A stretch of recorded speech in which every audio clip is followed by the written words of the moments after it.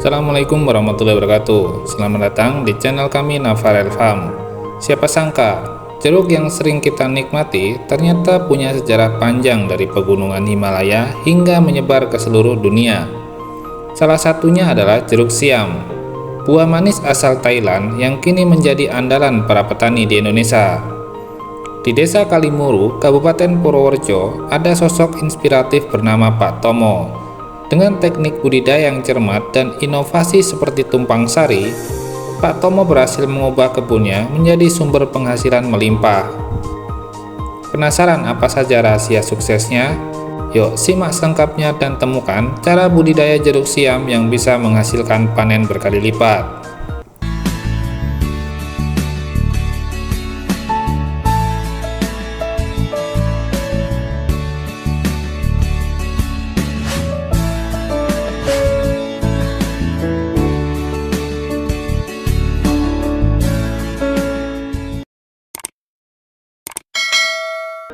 Budidaya jeruk siam merupakan salah satu peluang bertani masa kini.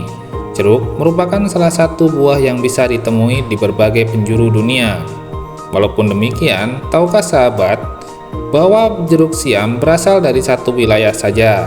Hasil penelitian menyatakan bahwa nenek moyang jeruk berasal dari pegunungan Himalaya, mencakup wilayah Timur Assam, Myanmar Utara, dan Yunnan Barat. Jeruk bisa menyebar ke berbagai penjuru negara termasuk Indonesia karena migrasi massal yang memunculkan beragam varietas baru akibat adaptasi mereka dengan habitat yang berbeda-beda. Selain adaptasi, ada juga persilangan antar varietas yang dilakukan petani di Cina hingga mendapatkan jeruk manis yang kini bisa kita jumpai di pasar. Salah satu petani jeruk yang terkenal di daerahnya yaitu Pak Tomo. Pak Tomo merupakan salah satu petani di daerah sentra budidaya jeruk yaitu Desa Kalimuru, Kecamatan Bayan, Kabupaten Purworejo. Berdasarkan data dari Badan Pusat Statistik, hasil panen jeruk di Kabupaten Purworejo mencapai 23.984 kuintal, yang mana 5.411 kuintal jeruk dihasilkan oleh Kecamatan Bayan. Berbagai varietas jeruk ditanam di daerah tersebut, namun Pak Tomo memilih budidaya varietas jeruk siam.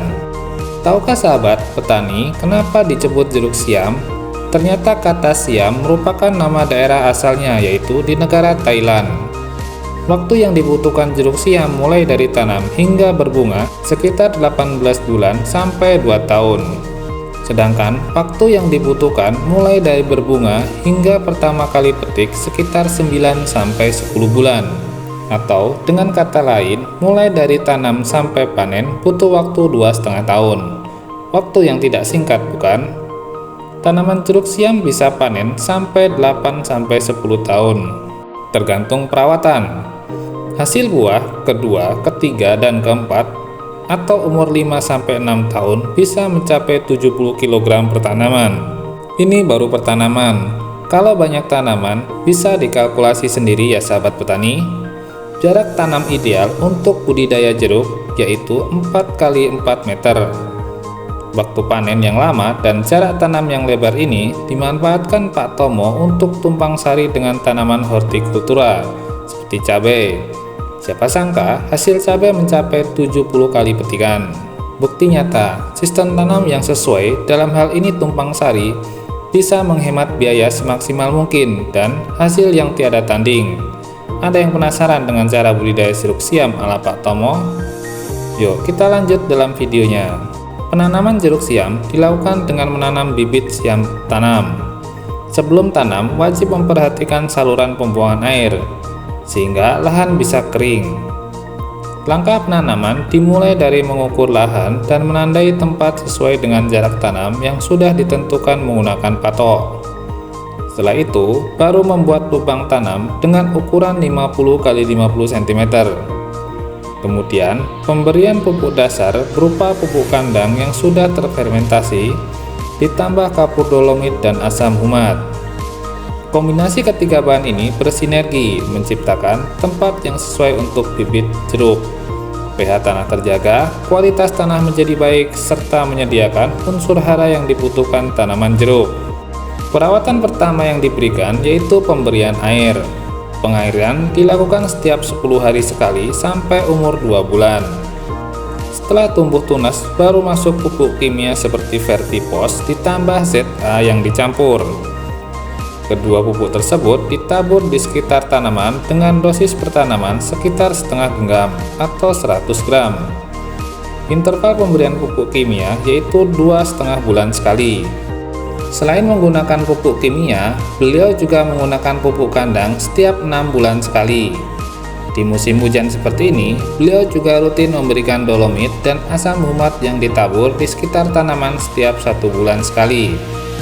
Kombinasi dolomit yang mampu menaikkan pH tanah dan asam humat yang mampu mempertahankan pH tanah ini mampu menjaga pH dan sebagai langkah antisipasi serangan jamur di musim hujan. Selain pemupukan via akar, Pak Tomo juga memberikan nutrisi via daun atau semprot.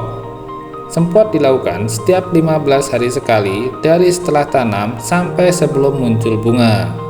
Nutrisi yang digunakan yaitu Premino ditambah Mordenfol ditambah insektisida dan fungisida. Untuk pestisida, bahan aktif yang digunakan sesuai dengan kondisi yang dihadapi. Hasil dari menggunakan kombinasi nutrisi tersebut menurut Pak Tomo yaitu pertumbuhan lebih cepat, daun lebih tebal sehingga lebih tahan terhadap serangan jamur.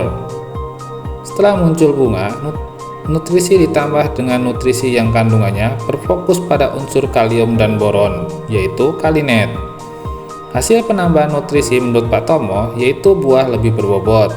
Bahkan, beliau sudah pernah mencoba panen yang mana 1 kg hanya berisi 7 buah untuk buah kategori B.